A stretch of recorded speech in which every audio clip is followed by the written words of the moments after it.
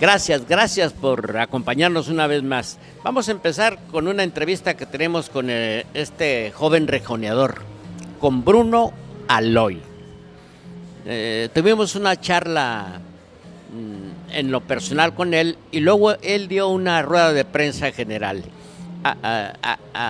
Vamos a empezar con esto. Guadalajara está abierto y quién sabe si México pueda volver a dar toros con esas obligaciones que está imponiendo la autoridad. Pues bueno, hay que pensar en el presente, ¿no? México sabemos que está, a lo mejor se abre, a lo mejor no, pero bueno, lo que sí es que está Guadalajara, que estoy anunciado en Guadalajara y hay que pensar en esa tarde. Hoy estoy anunciado, entonces yo nada más puedo pensar en esa tarde y sé que va a salir en grande, ¿no? Bruno prácticamente nació en el Campo Bravo, sin embargo en la familia hay antecedentes como rejoneadores. ¿Por qué tú torero a pie? Yo me dediqué a pie porque fue lo que a mí me conmovió, ¿no? Me conmovió a mí el toreo a pie, pasármelo cerca y la verdad que siempre le tuve mucho respeto a los caballos. Les tuve también distancia por eso mismo y yo por eso me dediqué a pie, porque desde niño en los tentaderos en Rancho Seco con mi abuelo siempre lo vi muy claro a pie. Hay una distancia muy grande entre un novillero y un matador de toros. ¿Ya crees que estás llegando a esos terrenos? Bueno, yo me considero torero, ¿no? Sé que la alternativa es el doctorado, pero al final yo pienso estar en mi mejor nivel técnicamente y sé que si mañana se me acercara una alternativa estaría dispuesto a tomarla, ¿no? El temple es un don de Dios. Pocos son los que lo tienen. Guadalajara es una plaza que especialmente hace suyos a los toreros que tienen temple y tú has dado muestras de tenerlo. Pues bueno, yo me arraigo a mi concepto y creo que el temple es parte de ello, ¿no? Pues enhorabuena y que tengamos una excelente tarde como las que has tenido aquí en Guadalajara. Muchas gracias y vive libre. Vive libre. Gracias. De la misma manera, como siempre me lo han dicho, ¿no? Lo tomo con ilusión, con emotividad, con mucha responsabilidad, ¿no? De cargar esas palabras de esa afición.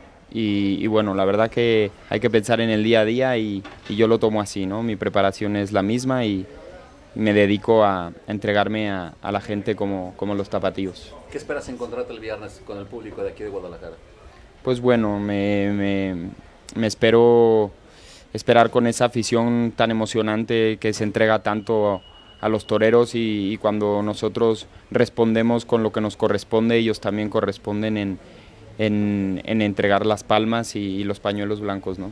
A mí algo que me ha caracterizado desde que empecé es que siempre me entrego a todas las aficiones y a todas las plazas y si algo le podría decir a la afición que va a haber el viernes va a ser la entrega de Bruno Aloy. La considero igual, muy exigente, pero también muy parecida a mí, que es que se entrega y al mismo sentido que yo me entrego a la plaza, cuando ellos se entregan también nos emocionamos los dos y al final es muy emocionante vivir eso. Pues bueno, la verdad que ahora vengo a torear solamente esta corrida, esta novillada en Guadalajara y me regreso al día siguiente a España a continuar con mi temporada europea. Hay bastantes festejos ya cerrados, hay una cantidad de números altas, la verdad, y bueno, pues a pensar en tarde a tarde y a esta temporada que me da mucha ilusión en Europa. Pues bueno, es un cartel bonito, ¿no? Se compone por Abril Plaza y un rejoneador al cual la verdad que no conozco, pero han hablado cosas muy buenas de él y bueno, Andrés ya he compartido cartel en varias ocasiones, ¿no? Y se me hace un mano a mano ilusionante. Una preparación muy sólida, llegas muy bien preparado. Sí, la preparación ha sido buena. Yo me he preparado desde que aprendí a querer ser torero, Desde ahí viene mi preparación. Entonces, al final, día tras día, uno está más preparado que el día de antes. y bueno, la verdad que mis expectativas, bueno, vengo sin expectativas, ¿no? A disfrutar de esta bonita afición, de esta bonita gente, que se ha entregado a mí como fue en mi presentación en esta plaza, y me vengo a entregar de la misma manera que vine, pero con más rodaje, ¿no? Se me hace una ilusionante tarde y bueno, muy agradecido con cada aficionado. Tengo 40 novilladas en total. ¿Junto con las de España? Sí. Mamé mucho la Escuela Taurina de Madrid, ¿no? Estuve 2 años y medio ahí, después estuve un par de meses también en la Escuela Taurina de Navas del Rey en España, y la verdad que fue una experiencia bonita porque la competencia que hay entre mis compañeros en España fue maravillosa, el no dejarse pisar por nadie y sobresalir, sobre todo siendo mexicano, que me costaba más, para ser sincero, y la verdad que era una pelea, ¿no? entre compañeros, por más que teníamos amistad, pero luego cuando salíamos a la plaza, así sea una becerra o no, queríamos pisarle el pie al otro, ¿no? Y la verdad que yo me llevo ya 5 años en España, desde que me fui, vivo allá, estoy de fijo ahí. Si toreo o tengo que venir a México, vengo, pero hago base en España. Entonces yo la verdad que no estoy muy familiarizado con las escuelas taurinas en México. No las conozco, me gustaría conocerlas más. Hay un especial recelo del público, de la prensa taurina en España, para los mexicanos, para los novilleros, para los matadores mexicanos. Hay un recelo, como que es pesado. Pues para los mexicanos sí, la verdad que yo lo podría decir abiertamente, es más complicado para los extranjeros torear en España que para los españoles, ¿no?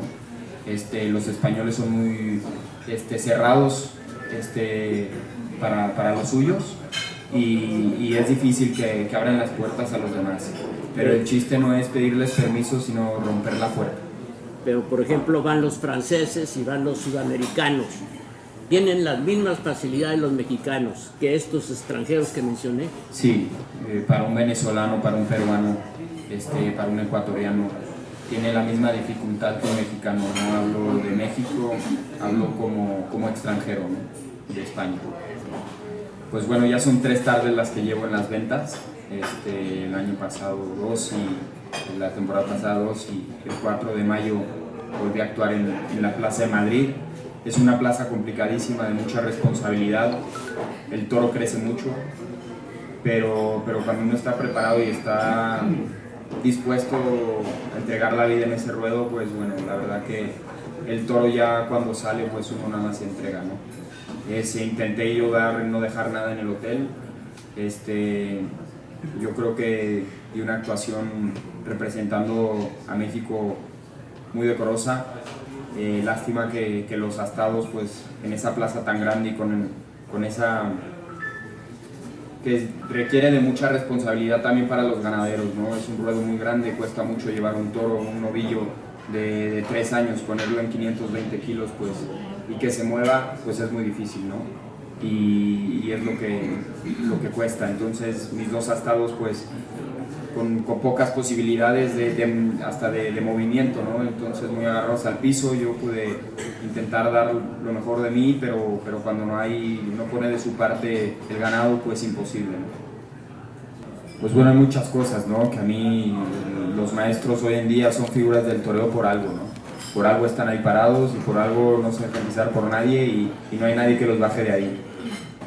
Si algo a mí me faltara, pues la verdad que yo me hago un torero con mi esencia, con la esencia de Bruno Aloy, y no dejarme manchar o bueno, contagiar de otras cosas, ¿no? Obviamente inspiro a cada día a tener más técnica, pero con mi misma esencia, que es la esencia que me ha llevado hasta donde estoy ahorita, ¿no? Entonces, si algo podría inculcar para yo competir con las figuras del toreo, pues yo diría que nada, ¿no? Nada más que tiempo, que me envistan un par de toros en las plazas importantes, y que ya mismo me quiero ver acartelado con ellos, ¿no? Hay mucha diferencia entre la embestida del toro español con el toro mexicano, mucha diferencia. Muchísima. Hay muchas cosas y matices que podríamos dialogar acerca de esa pregunta, pero sí, la embestida y sobre todo la movilidad del toro español es mucho mayor a la del toro mexicano, ¿no? Igual como hay muchas cualidades del toro mexicano, hay muchas cualidades también del toro español. Pues gracias a Aguascalientes tenemos una luz verde, ¿no?, que se llama Vive Libre, el movimiento pacífico, ciudadano que llevaron a cabo, que lo podemos divulgar por todo el país. Creo que es súper ilusionante, ¿no? Yo creo que nos tenemos que arraigar a ese movimiento y llevarlo a cabo a todas las puertas de todas nuestras casas. Nosotros, hablo ya como aficionado, tenemos que aportar de nuestro granito de arena a cada aficionado, cada persona que se ha emocionado en la plaza, pues poner su granito de arena y difundirlo en sus casas y que solamente queda en los aficionados. Obviamente sí existe la responsabilidad de volver a pisar ese ruedo, porque fue una actuación de todas las plazas que he pisado. La verdad que con esa tarde la sigo mamando día a día. Recuerdo las sensaciones que se quedaron y las emociones que vivimos esta tarde fueron muy bonitas, ¿no? Entonces volver a repetir una tarde así, pues obviamente me da mucha responsabilidad, ¿no?, de volver a emocionar a tanta afición. Pero pues bueno, yo me arraigo a lo que llevo trabajando día a día, todos los días, y eso es lo que me ha llevado a conseguir triunfar prácticamente en las plazas que he toreado, ¿no?, y que he pisado. Entonces pues yo voy con la mente abierta a volver a dejar lo que traigo, lo que siento, como mi forma de percibir el toreo, y que a la gente la afición sobre todo se vuelve a emocionar de la misma manera o mejor, ¿no? Pues bueno, yo la verdad que obviamente he evolucionado en mi técnica, en mi concepto, pero como dije hace unos momentos, siempre manteniendo la esencia de Bruno Aloy y lo que ha llevado a estar aquí sentado, pues no perderlo, ¿no? Y la verdad que me gusta mucho leer y ver toros. La verdad me encanta aprender, no, de esto uno nunca deja de aprender. Me encanta ver toros y más toros y más toros, y cada tarde se aprende, ¿no?, de todos los animales, de todos los toreros, diferentes conceptos. Me encanta ver toros. Vivo por y para el toro. Gracias. En estos momentos que la plaza de Guadalajara está adquiriendo una relevancia especial, dadas las condiciones políticas que están afectando la Plaza México, ¿cómo llegas a Guadalajara? ¿Qué importancia tiene para ti esta plaza? Pues más que la plaza es la afición. Quiero mucho a la gente de aquí, me recibió con los brazos abiertos la tarde de mi presentación, y se merece ver a un Bruno dispuesto a entregarse y sobre todo que la gente vaya con ganas de emoción. A eso vengo, y vengo con la misma ilusión que mi presentación, pero con más responsabilidad, eso sí.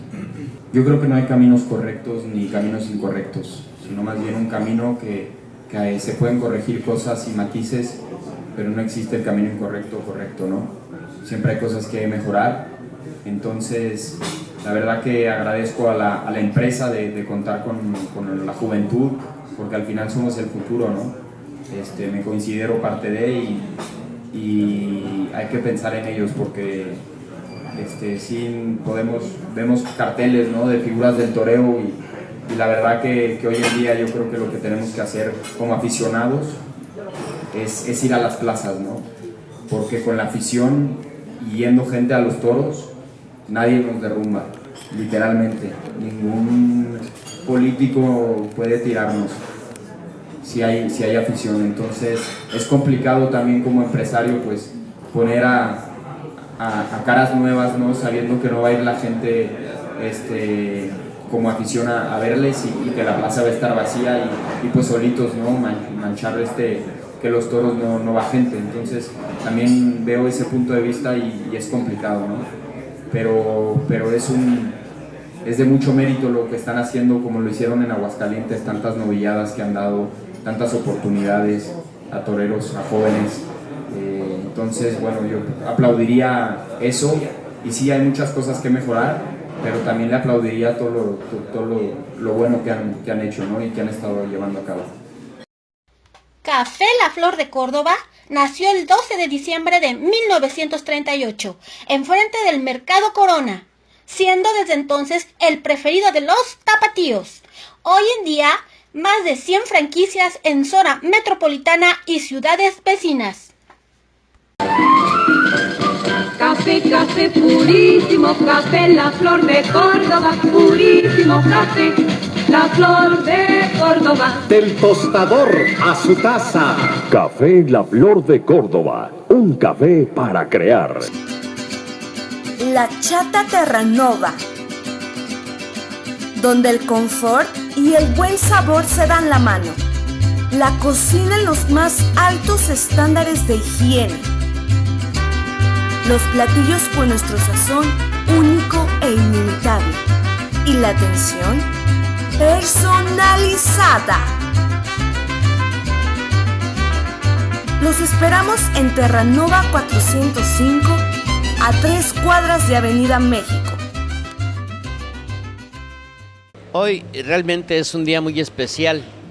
Es un día muy especial porque tenemos un invitado realmente de élite. 5 premios Jalisco de periodismo, 3 premios Nacional de Periodismo Ambiental. Hoy dicen periodismo ecológico, un premio de la Unión Internacional de la Conservación de la Naturaleza y otro más de la Fundación Reuter de América Latina. Ha escrito 4 libros sobre periodismo. Todo esto para decir que es mi amigo Agustín del Castillo Sandoval. ¿Cómo estás? Muy bien, Ramón, un gusto estar nuevamente contigo. Pues hoy es un tema que no se puede eludir.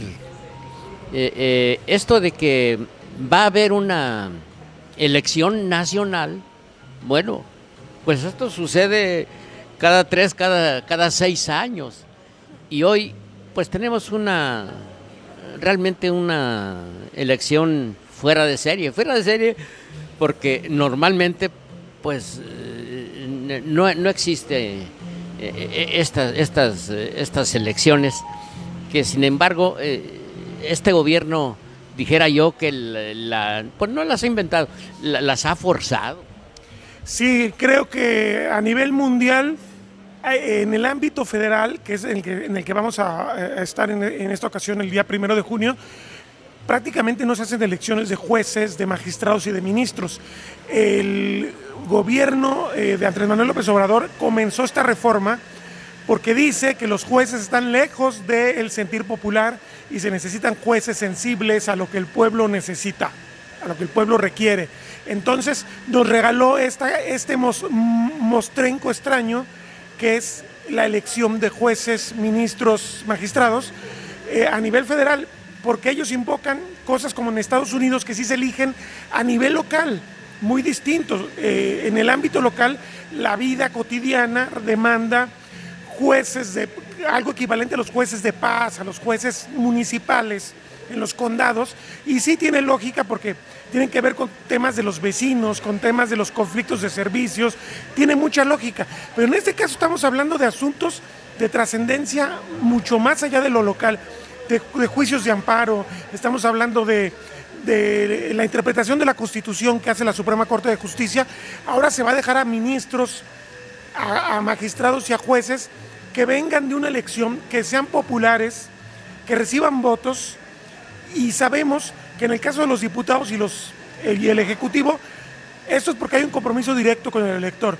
Pero la gran pregunta que nos tenemos que hacer de entrada, ¿un juez, un magistrado, un ministro votado va a interpretar de forma adecuada la Constitución?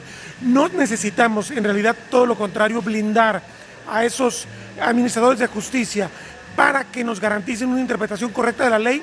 más allá de los intereses o los vamos a contaminar de los intereses? Creo que este es el gran debate. Me parece que es sumamente desacertado porque vamos a tener una justicia al mejor postor. ¿Quién puede pagar una campaña? ¿Quién pudo pagar? Tan solo revisemos, van a ser cientos, miles realmente de perfiles que van a estar en todo el país para que la gente vaya, y además en un ejercicio que va a ser sumamente barroco. La gente no va a saber por quién va a votar. Tan no sabe que se han repartido millones de acordeones promovidos por gente cercana al grupo del poder para orientar el voto de la gente. Esto no puede ser democrático, esto es una farsa, hay que decirlo con todas las palabras. La gente no conoce a quién va a elegir, no puede haber un voto libre porque no hay información. Y dos, aunque fuera libre e informado, no podemos condicionar a un administrador de justicia a que tenga popularidad, porque podemos elegir los peores perfiles. El propio Senado lo ha comentado en días recientes, creo que todo el mundo ha estado al pendiente de esto. Hay varios perfiles que están ligados incluso a grupos criminales. No podemos degradar de este modo la justicia. No digamos que era perfecta la justicia previa, pero podía haberse mejorado de otro modo. Eso me parece que es degradarla y es convertirla en un circo donde en realidad, si tú quieres obtener justicia, vas a tener que tener dinero, porque ¿de qué modo vas a poder tú hacer que un juez, que un magistrado o ministro se arriesgue a no ser popular si no es por dinero? Entonces, en realidad un problema que era real, lo estamos haciendo más conflictivo todavía. Sí, pueden elegirse, más o menos tiene sentido de que se elija un presidente de la República, un gobernador, porque a fin de cuentas, pues sí debe y no se necesita una especialización tan específica, tan concreta como esta de ser juez. Totalmente, o sea, esta es una disciplina muy profesional.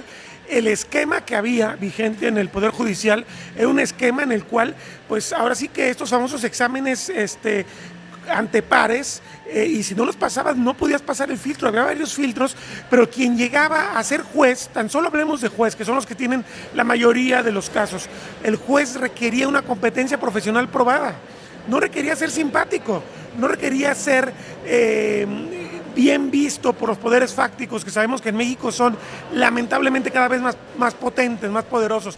Requería competencia profesional, como también lo requiere, por ejemplo, un investigador, un maestro en la escuela, en las universidades de élite, pues requiere pasar filtros también.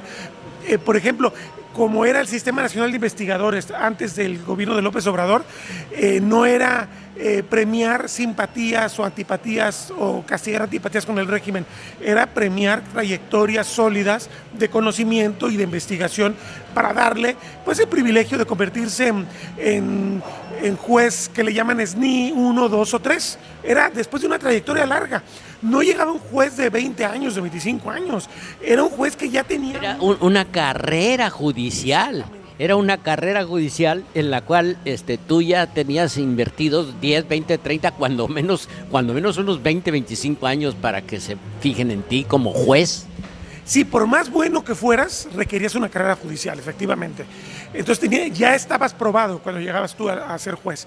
Y el puesto de juez federal en México es muy importante porque los jueces federales no solamente ven asuntos de competencia estrictamente federal, ven sobre todo juicios de amparo, juicios de garantía, que tienen mucho que ver con las cosas que hacen mal, o que pensamos que hacen mal los que recibimos la justicia en el ámbito local, en el ámbito del fuero común. Normalmente muchos detenidos que eran detenidos violando sus garantías, violando sus derechos humanos, un juez federal ordenaba su liberación, porque también no entendemos una cosa y es vital.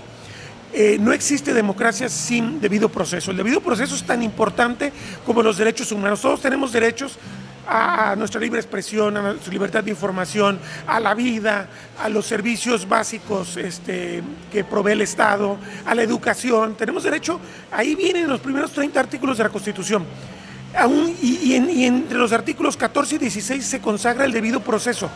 Entonces nos dicen, porque la campaña gubernamental así lo estableció para desprestigiar al Poder Judicial, los jueces y los magistrados están liberando delincuentes. A ver, el agente del Ministerio Público o fiscal está integrando de forma indebida una averiguación. ni siquiera les leen sus derechos a los detenidos, una cosa que vemos hasta en la televisión, en las películas y en las series de Estados Unidos. Se les tiene que leer sus derechos, se les tiene que garantizar sus derechos. El hecho de que sean presuntos delincuentes no les cancelan los derechos. Esto es algo que desde que se establecieron los tribunales en las democracias, que recordemos, las democracias nacen en Francia, en Inglaterra y en Estados Unidos a finales del siglo XVIII, es algo muy importante, es algo fundamental, porque son las primeras democracias en que el derecho divino se rompe y empieza el derecho de cada persona. Si tú no cuidas el debido proceso que defiende la presunción de inocencia de ese presunto delincuente, tú estás violando todo. Y con eso es suficiente para que salga libre, porque tú no respetaste el debido proceso. Entonces el primer cuestionamiento que se debería hacer a esta reforma es por qué va contra el eslabón que era más sólido respecto al cuidado de los derechos humanos, que eran los jueces federales, y no va contra los ministerios públicos, que son los que integran malas averiguaciones, los que violentan derechos, los que integran procesos mal planteados ante el juez. El juez no puede irse más allá de lo que recibe de una consignación. Hay una enorme mentira en esta campaña contra el Poder Judicial, y sí, el Poder Judicial tiene muchos defectos, pero este no era su defecto, esta era su virtud, su fortaleza, cuidar derechos humanos. Entonces, muchísima gente que era inadecuadamente consignada e incluso condenada por jueces del fuero común, era liberada por los jueces del fuero federal porque se hacían mal las cosas, se violaba la Constitución. El otro tema, no planteas una reforma para los ministerios públicos. El otro tema, tampoco se reforma, o se va a hacer de manera que dependa no de la reforma federal, sino de las reformas estatales. Tampoco se reforman los jueces y los magistrados del fuero común. Normalmente la reforma de Zedillo, que es la que estamos hablando, que está cancelando este gobierno, que data del 95, fue solamente a nivel federal, pero las reformas estatales dependieron de los gobernadores, y por lo general en México los gobernadores, después de estas reformas, se erigieron en los grandes caciques de la justicia local. Simplemente un dato para que la gente lo tenga muy claro. Entre 85 y 90% de los asuntos judicializables que tenemos en México tienen que ver con fuero común, no con fuero federal. Pasa por la justicia local, no por la federal. Llega de rebote a la federal porque se violan derechos. Entonces estamos destruyendo el eslabón más firme de la justicia, y esto va a querer generar un caos, porque entonces, ¿quién nos va a dar justicia? Si antes nos lo daba el juez del fuero federal, ¿quién nos va a dar justicia cuando haya una consignación inadecuada, cuando haya un juez estatal que siga la línea del gobernador, y sobre todo cuando quede a merced de la opinión pública, incluido muchas veces los medios, que no son tribunal, hay que decirlo claramente, los medios pueden indicar asuntos anómalos, pero la justicia pertenece a la justicia administrativa. ¿Quién le va a dar justicia a una persona que se violan sus derechos? O sea, si ya estamos cancelando el único eslabón que le daba cierta garantía al justiciable. ¿No? Y, por ejemplo, vamos a un extremo. Tanto tú como yo tenemos muchos años dedicados a la cuestión pública. Sin embargo, la verdad es que ni tú ni yo sabemos qué es lo que vamos a elegir. Y eso que somos ya expertos. Sí. O sea, nosotros calificaríamos dentro de esa élite, por decirlo de algún modo, de conocimiento, evidentemente no de ingresos, pero sí de conocimiento, que tendría que tener la información muy clara y contundente de cómo se debe hacer este ejercicio. Por este ejercicio parece extraído de alguna novela de, alguien decía, de Kafka, puede ser Kafka o Lewis Carroll, el autor de Alicia en el País de las Maravillas. Es verdaderamente una locura, la gente no se va a poder orientar. Gente proclive o cercana al régimen, yo estaba leyendo hace un rato en los muros de Facebook, dice que no entendió bien la boleta, o sea, se trató de orientar y tardó horas en entenderla. Gente que tiene preparación, gente que tiene educación universitaria, ¿qué va a hacer la gente que no la tiene? O sea, tenemos otro dato que nos tiene que indicar que esto va a ser un desastre. Obviamente 9 de cada 10 personas en este país no tiene título, no va a entender, no porque sean tontos, sino porque le estás planteando un ejercicio absurdo, delirante, y además no se parece en nada a los otros ejercicios, porque uno llegaba a la elección municipal, a la elección estatal, a la elección federal, pongamos presidente municipal, gobernador o presidente de la República, pues es muy sencillo, es una sola boleta para cada uno y tú pues tachas el partido de tu elección. En el caso de los diputados, pues hay un poquito más. Se juntan 2, 3 boletas en una elección federal y estatal. En Jalisco las tenemos juntas. O los partidos, o la manera de pensar que tienes tú, aunque no conozcas a las personas, conozco determinada forma de pensar. Sí, aquí no hay partidos, pero además, cuando mucho, en una elección en Jalisco, cruzábamos 6 boletas. Hacíamos 6 operaciones. Aquí estamos hablando de decenas de operaciones que no tienen partido y que vas a estar frente a un hombre que dice además cosas que la gente no conoce. ¿Cuáles son las circunscripciones judiciales? ¿Por qué elegir este juez es importante para mí o no? ¿Este juez en qué va a incidir en mi vida? Tenemos otra cosa en México y que es muy entendible también. Le tenemos pavor a caer en las garras de un proceso judicial. Quizás por eso... Y con razón. Quizás esto explique también por qué es un país donde se maneja tanto dinero de corrupción, porque la gente no quiere entrar a un pleito. O sea, tenemos un dicho muy mexicano, no nomás mexicano, pero que aplica muy bien en México: más vale un mal arreglo que un buen pleito. No tenemos la cultura jurídica, no tenemos esa cultura cívica de defender nuestros derechos de manera formal. Incluso eso lo hemos visto también nosotros como periodistas a lo largo de décadas. La gente protesta en la calle, pero a la gente le cuesta mucho trabajo decir: voy a convertir esto en un juicio y voy a llevarlo a las últimas consecuencias. Cuesta dinero además. Entonces estamos metiendo a la gente en un ejercicio sin una preparación previa, porque además traemos un sistema educativo que fue entregado nuevamente a los sindicatos que garantizaron durante décadas la pésima calidad de la educación para la gente. No tenemos una educación civil adecuada, no somos una democracia sólida justamente por eso, porque no tenemos demócratas. Para ser demócrata hay que tener conocimiento y hay que tener ejercicio de las virtudes cívicas, y con todo respeto, México es un país muy deficiente en esto, y creo que esto explica por qué el populismo triunfó de manera tan contundente. Entonces, ¿a qué está apelando el régimen? Está apelando a que esa red clientelar que les garantizó el éxito de la elección federal en que surgió la presidenta Claudia Sheinbaum responda con el mismo mecanismo de: a ver, tú eres parte de una red en la cual yo te doy apoyos cada determinado tiempo, ve y de este modo garantiza que yo te voy a seguir dando los apoyos. No hay otro mecanismo de coerción, porque están hablando incluso de que es sancionable, porque mucha gente dice: no vayan a votar, no tiene ningún sentido, pero que Pablo Gómez, un viejo luchador social que se convirtió ahora en un comisario del régimen, amenaza con sanciones a los que promueven el no voto.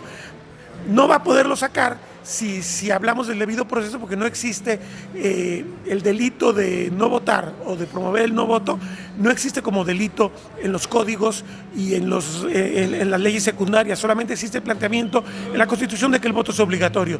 Entonces creo que también en eso está condenado el ejercicio.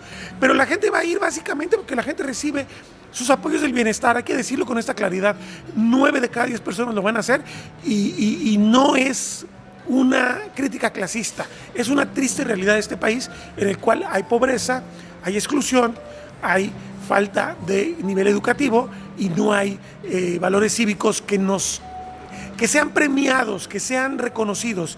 Normalmente aquí el que disiente, el que ejerce sus derechos es mal visto. Y este es uno de los graves riesgos también de la reforma judicial, que cuando tú ejerzas tu disidencia, ¿quién va a proteger tu derecho a decir no? Y simplemente termino esta reflexión con una famosa frase de una comunista, porque pues en este régimen les gustan los pensadores de izquierda, una comunista que era Rosa Luxemburgo, que decía: el derecho a la libertad de expresión, el derecho es a los que dicen no, básicamente, porque el que dice sí no tiene ningún problema, todo el mundo le va a aplaudir, pero el que tiene riesgo siempre es el que se niega, el que se opone. Entonces, si van a garantizar, como decía Rosa Luxemburgo, que los que decimos no sigamos gozando de todos nuestros derechos, pues esta va a ser la primera prueba de un poder judicial debilitado, un poder judicial que por lo menos en términos sistémicos no nos garantiza ya nada. Vamos a depender de buenos perfiles que seguramente van a llegar, porque también me decía alguien por ahí: 60% de los que están en la boleta son personas que sí tienen alguna trayectoria en el Poder Judicial. El asunto es que no sabemos quiénes son. El segundo tema, que es más grave todavía, es que esas personas también requieren la votación por popularidad, y entonces van a depender de sus votantes, no van a depender de su sabiduría jurídica. Entonces, más allá de eso, vamos a depender de una buena conciencia y de que caigamos en el tribunal adecuado para no ver pues degradados o violados nuestros derechos humanos. Regresando a la elección, es muy probable que la inmensa mayoría de las personas que vayan a votar lo hagan mal. O sea, de que la elección resulte, los más optimistas hablan de un 15-20% de gente y los pesimistas hablan de entre el 5 y el 10%. Vamos a suponer que fuera óptima, que fueran 20% los que fueran a votar mañana. Sin embargo, ¿quién da certeza de que realmente fueron los votos bien emitidos? Porque puede suceder que haya más votos nulos, y yo me inclino a pensar por eso, que de 100 personas que vayan a votar, un 70, 80 nos equivoquemos y sean nulas todas esas boletas. Habrá personas que puedan decir, sí fueron a votar 20, pero de esos 20, 17 están mal hechos. Fíjate que ese es uno de los muchos elementos que hacen que esta elección no sea confiable. Empecemos por algo. Desde que surgió el IFE en la reforma del 94, cuando estaba todavía Carlos Salinas de salida, que hubo una crisis tremenda en el país por los asesinatos políticos y que se dio el primer golpe de timón para construir una democracia electoral, quedó muy claro la necesidad que planteaban la derecha, el centro y la izquierda de que hubiera transparencia, que hubiera calidad profesional para garantizar que cada voto tuviera el mismo valor. Que este es un principio básico de cualquier democracia. Bueno, no la tenemos porque por principio de cuentas no va a haber casillas suficientes. El gobierno no quiso apostar por el dineral que implicaba una elección de este tamaño. Va a haber menos casillas que en las elecciones presidenciales. Empecemos, primer dato. Segundo dato. No van a contarse los votos en las casillas, esto es muy alarmante. Ahí se van a recabar, pero van a irse a las comisiones de lo que sería equivalente a las comisiones distritales y ahí se va a hacer el ejercicio. No va a ser frente a la gente. Nosotros en una elección presidencial... Esas ciegas. ¿Sí? Todos votan y los visores bien intencionados y bien informados que hubiera, pues no van a saber cómo se votó. Lo que pasaba en las elecciones, incluso las que reclamó López Obrador como presuntamente fraudulentas, cada representante de partido recibía un acta de casilla donde hablaba de quiénes habían votado y por qué partidos. O sea, la verdad es que cuando López Obrador reclamó el presunto fraude en 2006, no tenía manera, o más bien tenía manera de probarlo con sus propias actas. Las actas decían si habían habido más votos a favor de él o más votos a favor de Felipe Calderón. ¿Por qué no las presentó? Porque evidentemente sí perdió la elección. Yo sé que voy contra la mitología del legitimadora de este régimen, pero la verdad es que esta mitología del fraude no es aplicable desde 1994 hasta la actualidad. Un fraude, que me perdonen, pero no es acreditable, porque todos los partidos políticos tenían el derecho a llevarse su acta de cada casilla y la juntaban y la sumaban y tenían sus propios mecanismos para decir, en este distrito ganamos, en este perdimos, en este quedamos más o menos parejos. Así de simple, esto no va a existir ya. Entonces, empezando porque no hay tampoco partidos políticos, entonces, ¿quién va a representar a estos cientos de candidatos? Pues no hay manera. Pero además los ciudadanos los convocan y los ciudadanos son convocados, y eran convocados, iban con felicidad, pese a que la jornada era muy pesada, porque ellos participaban en el mecanismo de contar los votos, de cuidar que la casilla no se hicieran mecanismos de fraude que eran muy... Y tú llegabas a la esquina de tu casa y había un cartelón en donde tú habías visto a un vecino, un amigo tuyo que había contado los votos y ahí decía fulano, sutano, perengano y tal partido tantos y ahora naranjas agrias. Claro, era verdaderamente elecciones ciudadanas, porque uno puede decir, bueno, alguna vez también se planteó que mucha gente no está peleada con las matemáticas, pero en una casilla la cantidad de personas que intervienen en el proceso de el recuento y previamente en cuidar la casilla y todo eso, los vigilantes de cada partido, los representantes ciudadanos, pues si a alguien se le iba un número, al otro no se le iba a ir, todo el mundo iba a hacer la cuenta. Entonces eso garantizaba que fueran elecciones muy sólidas, muy claras, muy transparentes, claro. Uno llegaba afuera de la casilla y duraban semanas ahí las mantas, y se decía quién había ganado en esa casilla. Y había testimonios, pudieran ser tuyos mismos, de que decían, no, sí, yo estuve como representante en esta, y eso realmente pasó, y ahora nada de eso hay. Nada, no es una elección transparente, es una elección que se va a controlar por parte de un organismo que hay que recordar, el Instituto Nacional Electoral, que fue parte de una lucha ciudadana en la época de López Obrador para evitar que fuera intervenido. Al final de cuentas fue intervenido. La señora Tadei representa los intereses de la 4T y el INE ha avalado un montón de aberraciones, entre otras cosas. Hay que recordar otro fraude a la Constitución, que fue la construcción de la mayoría de la 4T en el Congreso de la Unión, que teniendo 54% de los votos, tienen 75% de los representantes en el Congreso y tienen con esto la garantía de poder modificar la Constitución como les dé su gana.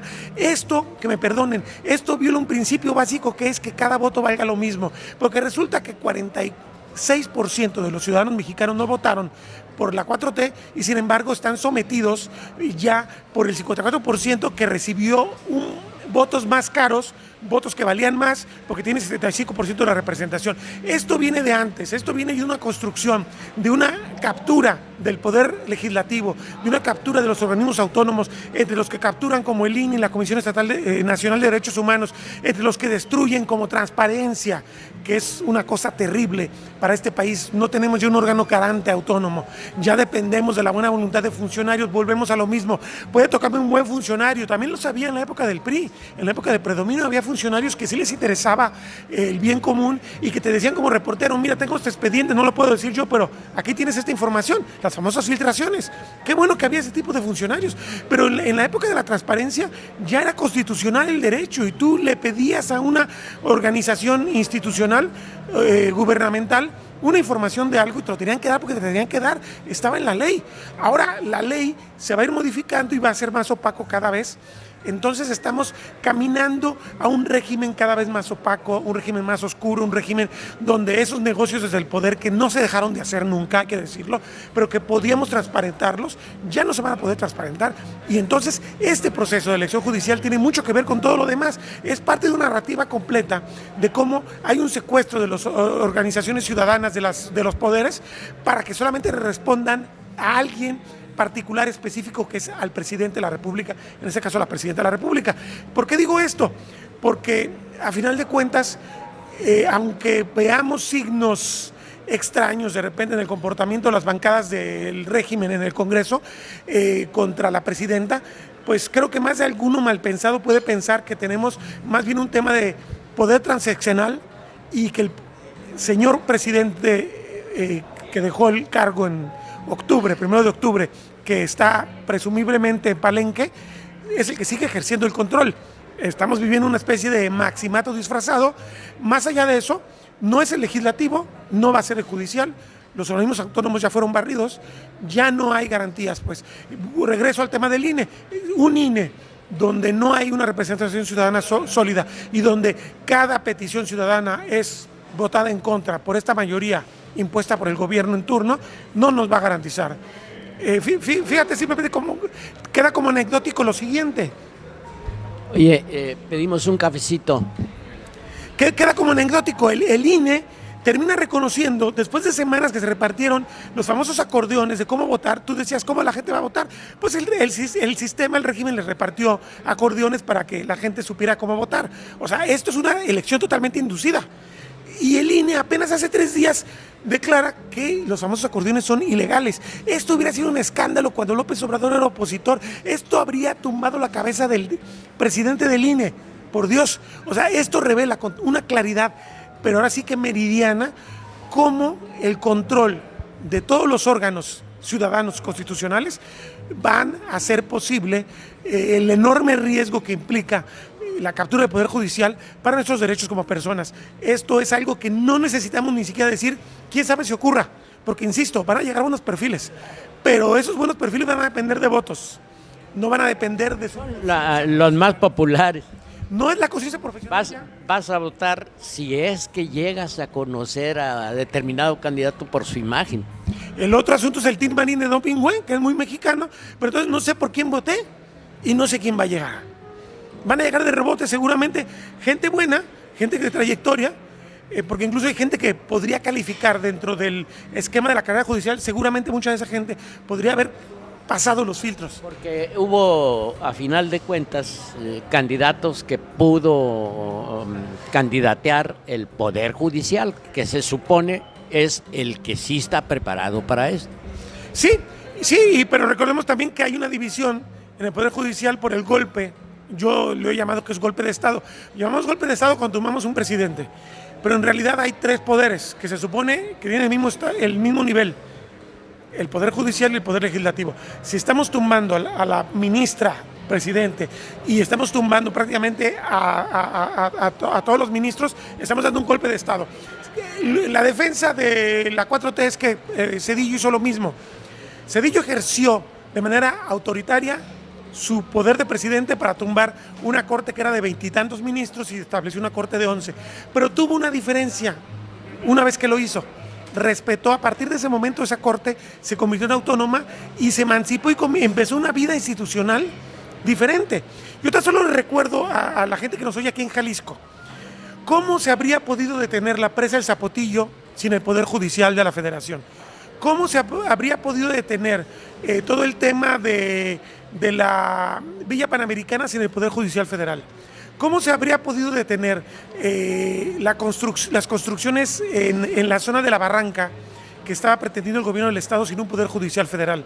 Y así vayamos a muchas cosas, los planes parciales, donde está el poder, que es en la construcción inmobiliaria en Guadalajara, se lograron detener muchas cosas por parte de los mismos ciudadanos gracias al Poder Judicial Federal, gracias a que el Poder Judicial era este filtro indispensable que detenía cosas que se hacían aquí mal, porque aquí teníamos un Poder Judicial que nunca tuvo este autócrata que decidió darles la libertad, que fue un poquito reconociendo cómo fue el ejercicio de Zedillo en su momento, que fue autocrático porque además era el único que se conocía en México, pero que en su momento los dejó libres. Y además hay que reconocerle a Zedillo otra cosa: Zedillo dejó llegar a la oposición y eso no hubiera sido fácil en cualquier otro contexto. Entonces sí, la democracia nació a partir de una autocracia, la autocracia priista, pero llegó. No vale la pena tirar 30 años de un trabajo institucional en el cual las instituciones se iban consolidando para garantizar cada vez más los derechos de las personas, aunque costaban, porque todo cuesta. Este es otro de los falacias. Nos sale muy caro el Poder Judicial, nos sale muy caro los organismos autónomos. A ver, la verdad, la transparencia tiene que costar, pero el costo que vamos a pagar como país por la opacidad y por no recibir justicia elemental para nuestro patrimonio y nuestras libertades es descomunalmente mayor a lo que pagábamos en su momento vía fiscal por mantener un Poder Judicial soberano, autónomo. Me parece que lo que vemos en Venezuela, aunque no nos transformemos en Venezuela, de todos modos es esa película de la apropiación de instituciones. La diferencia es que tenemos otro tipo de condiciones mundiales por ser un país más grande, con una economía más grande y con una vecindad con Estados Unidos que no le va a permitir al régimen construir un Maduro, porque lo tenemos en Maduro en la presidencia del Senado, hay que decirlo. El señor Noroña no le pide nada a Maduro en términos de autoritarismo y de intransigencia, pero ese tipo de perfiles, por supuesto que la 4T no va a permitir que lleguen, porque necesita negociar, necesita entender que México es un país muy diferente a Venezuela. No podemos tirar además un país que es 4 o 5 veces más poblado que Venezuela. Pero recordemos simplemente un dato elemental en Venezuela. En Venezuela la tercera parte de la población ya se fue. Y ya se fue porque destruyeron el país por este tipo de medidas, como la captura institucional de todos los poderes y de todos los organismos. La Chata Terranova, donde el confort y el buen sabor se dan la mano. La cocina en los más altos estándares de higiene. Los platillos con nuestro sazón único e inimitable. Y la atención personalizada. Los esperamos en Terranova 405, a 3 cuadras de Avenida México. Café La Flor de Córdoba nació el 12 de diciembre de 1938, enfrente del Mercado Corona, siendo desde entonces el preferido de los tapatíos. Hoy en día, más de 100 franquicias en zona metropolitana y ciudades vecinas. Café café, café purísimo, café, la flor de Córdoba, purísimo café, la flor de Córdoba. Del tostador a su taza. Café La Flor de Córdoba. Un café para crear. ¿Busca un especialista en transporte urbano? Multiservicios San Martín. Reparación y pintura de carrocerías. Repotenciamos unidades. Contamos con la preferencia de las asociaciones más importantes de Jalisco en materia de transporte. Multiservicios San Martín. Prolongación Periférico Sur, 881, Colonia La Huizachera, en San Pedro Tlaquepaque. Una vez visto pues es un cochinero, así de plano. ¿Cuál sería tu opinión respecto a las personas que de buena fe dicen, bueno, pues yo voy a votar porque a lo mejor quién sabe qué me pueda ocurrir? ¿Cuál sería?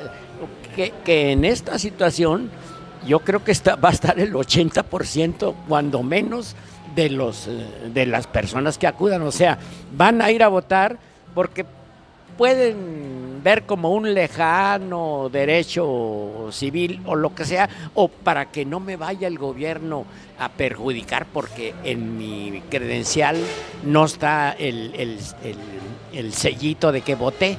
Entonces, ¿cuál sería tu opinión? Para todo el gran público, ¿cuál es tu opinión? Mira, yo respeto mucho a los que piensan que incluso reconociendo este panorama sombrío se debe votar porque consideran que es un deber ciudadano. Me parece muy respetable. Yo personalmente no estoy de acuerdo y simplemente les recuerdo una anécdota que quizás mi generación ni siquiera la vivió porque era yo un niño, pero es imposible no recordar, tú lo recordarás quizás mejor que yo, cuando José López Portillo fue candidato, la oposición le hizo vacío, el PAN se salió, el PAN que siempre había sido una oposición leal al poder.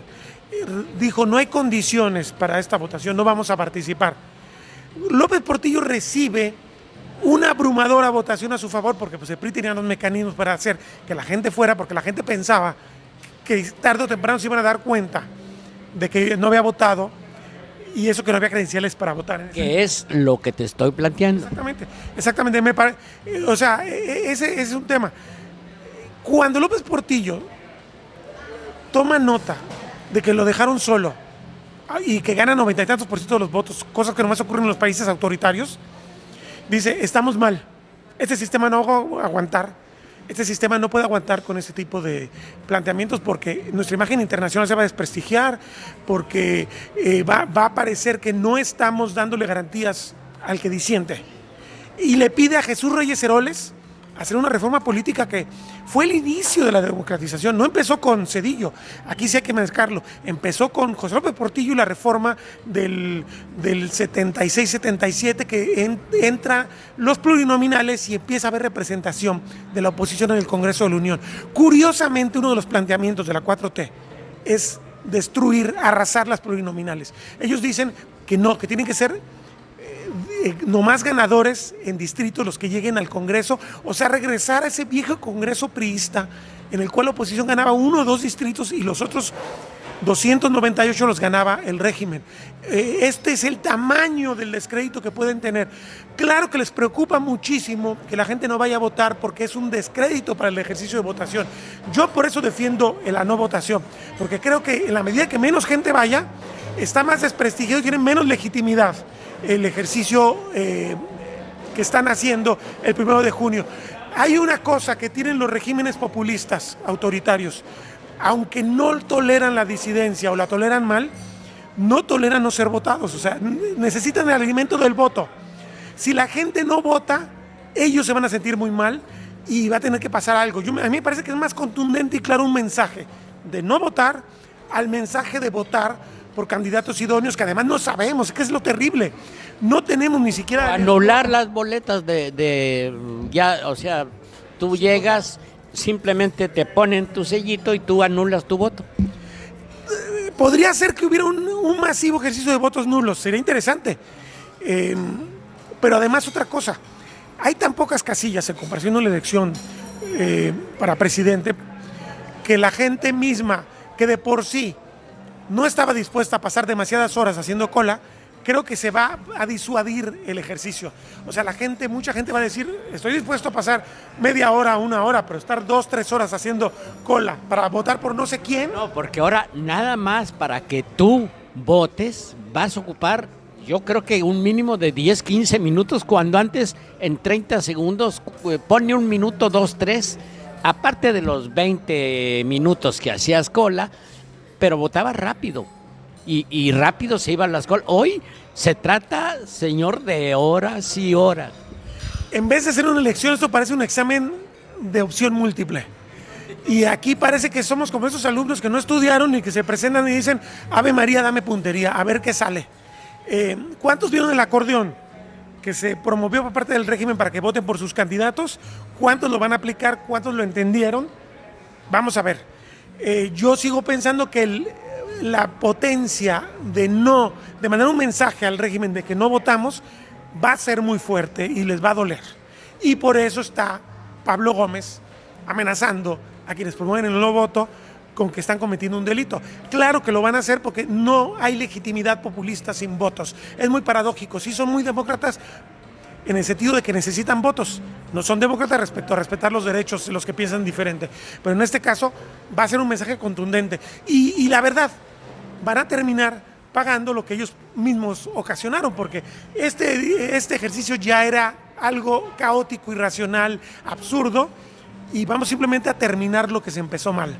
Yo no sé si la presidenta Sheinbaum, que creo que es una presidenta con mucho más bases intelectuales que el presidente López Obrador, con más sentido de realidad que el presidente López Obrador, en el fondo está esperando que esto fracase, porque en realidad esto va a tener consecuencias también respecto a la calidad de la confianza país. Se nos olvida eso. No hay inversionistas extranjeros que lleguen a un lugar donde no saben cómo es el respeto al derecho local, mercantil, de propiedad, o sea, cosas elementales. Si yo voy a invertir, tengo que comprarme un predio.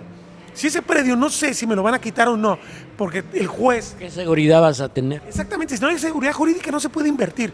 Claro que esto le pega durísimo a México en términos de la confianza internacional, y aunque Claudia Sheinbaum no creo que sea mucho más tolerante de la disidencia que Andrés Manuel López Obrador, creo que sí es más inteligente. Y me parece que si tiene ese rasgo de inteligencia que terminará siendo de grandeza, de entender que necesitamos al otro para construir un ejercicio de país complejo como el nuestro para que sea exitoso, pues creo que va a tener que ceder, y creo que quizás esté esperando en Palacio Nacional que esto no logre ser un ejercicio pleno. Ahora, recordemos una cosa, están solamente 1/3 de los cargos totales del Poder Judicial a elección en este momento. La idea de la reforma constitucional es que se hagan varias elecciones. El valor de esta elección no es solamente que es la primera y que lo que suceda esta vez va a ser muy importante, sino que se está renovando la parte más alta del Poder Judicial, que es los ministros de la Suprema Corte de Justicia de la Nación, donde se ejerce, pues de algún modo, el control y sobre todo la soberanía judicial se expresa. Entendido con justicia jurídica, o con lógica jurídica más bien, cada juez, cada magistrado, cada ministro son autónomos, son independientes. No es cierto que el ministro tiene derecho a indicarle a un juez cómo fallar un caso. Por eso hay 3 instancias, y las 3 instancias tienen que respetar. Cuando no le gusta al justiciable lo que hizo la primera instancia, que es el juez, la segunda, que es el Tribunal de Distrito, llega a la Suprema Corte. No todos los asuntos llegan, pero llegan, sobre todo los de orden constitucional, y se termina en esa tercera instancia un juicio, por ejemplo, de amparo. No en todos los casos, y eso lo puede explicar mejor un buen abogado. Pero lo que me refiero es que un juez, un puesto de juez federal es muy importante, porque muchas veces al ejercer su autonomía como juez, que es un derecho y una obligación además, pues está dándole al justiciable una oportunidad de recibir una justicia sólida. Entonces, estamos todavía en una etapa de transición donde tenemos juzgados y tribunales de distrito renovándose, pero otros que van a seguir todavía. Y me parece que si el mensaje que manden los ciudadanos es esto es un desastre, el partido de poder, si es sensato, si es inteligente, no les pido que sean amorosos de la democracia verdadera, que es el respeto a la disidencia, les pido que sean por lo menos sensatos e inteligentes, van a decir, esto no puede estar bien, eso no puede estar bien, y vamos a ver de qué otro modo mejoramos los defectos del Poder Judicial, que sí los tiene y que sí hay que hacerlo. O sea, aquí nadie está defendiendo el viejo régimen.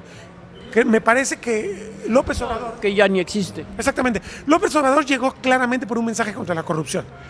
Y había corrupción, y creo que está documentada. El problema es que la corrupción no se fue, el problema es que hay un secuestro de poderes que no está garantizando que la corrupción se acabe. Entonces no están, el mandato de las urnas no fue barre con las autonomías y barre con los poderes, acaba con esta inanidad, con esta corrupción, con este uso del servicio público para enriquecerse. No está ocurriendo, perdónenme, se siguen enriqueciendo, vemos cada día escándalos con diputados, con gobernadores, con presidentes municipales, con secretarios, con personas que están ligadas al régimen que siguen haciendo negocios. El caso de las casas en Estados Unidos del diputado de Morena, de la gobernadora de Baja California, digo, nos quieren ver la cara de tontos, no ha cambiado nada y entonces el mandato de las urnas no ha sido respetado. El mandato de las urnas nunca fue destruir el Poder Judicial, el mandato de las urnas fue acaba con las condiciones para que haya corrupción. Y si no hay división de poderes, si no hay una fortaleza del Poder Judicial, si no hay una reforma del Ministerio Público, no puede haber combate a la corrupción. Si no hay transparencia, no puede haber combate a la corrupción. No vamos a tener menos corrupción. ¿Sabes qué va a pasar? Vamos a tener más corrupción. Claro que sí. No, y eso no va a pasar, ya está pasando. Exactamente, ya está pasando y cada vez son más opacos porque ya se acabó el Instituto de Transparencia, por ejemplo, y entonces cada vez es más difícil dar con ellos. Todavía damos con ellos y todavía hay una oposición que es más simbólica que otra cosa. Es el otro tema. Creo que México debe no solamente... Alguien me decía cuando hice la crítica yo de lo que venía con la elección del 2024, que los regímenes autoritarios solamente desde adentro, con las disidencias construidas desde adentro, se pueden romper. Eso lo vimos con el PRI y la famosa corriente crítica que formó Cuauhtémoc Cárdenas en su momento. Pero también había una oposición importante en el PAN y en ciertos grupos de izquierda que quizás eran minoritarios y que se unieron después al... O sea, que se apoyaron y se unieron.